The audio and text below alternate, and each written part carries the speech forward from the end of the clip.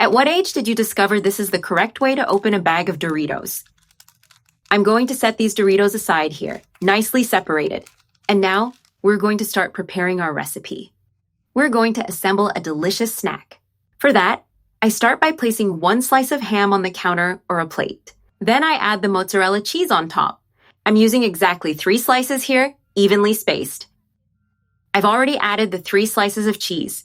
Now sprinkle a bit of oregano on top, remembering it's optional. That little touch gives our snack a special flavor. Now I add another slice of ham over this layer. Then I assemble another layer with 3 more slices of mozzarella cheese.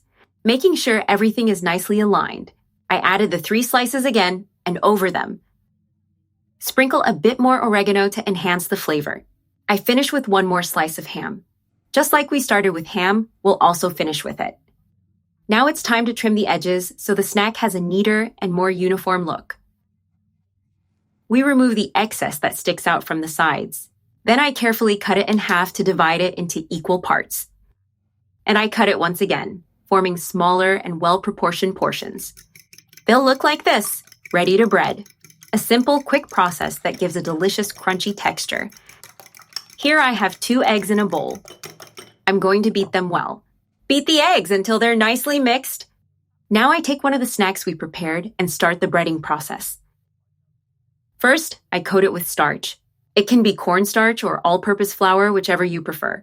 The important thing is to coat it well, covering the entire surface of the snack.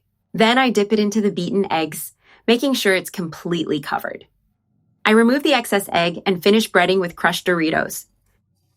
This snack has an amazing flavor, with a crispy and irresistible coating. Now I coat it well, pressing lightly so the Doritos stick to the surface.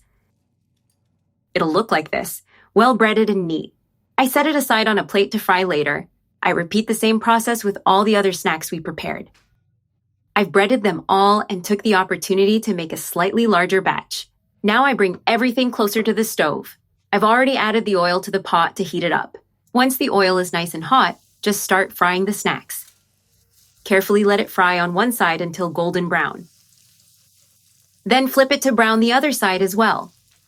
Let it cook for about 2 minutes on each side to ensure it's well cooked inside and out. Now we flip it. I already let it fry well on one side. Now we brown the other. They're ready. Now I remove them from the oil and place them on paper towels or a plate to drain the excess. Look, all the snacks are ready, perfectly golden and appetizing. They're super delicious with plenty of filling and crunch. Make this recipe. I promise everyone will love it.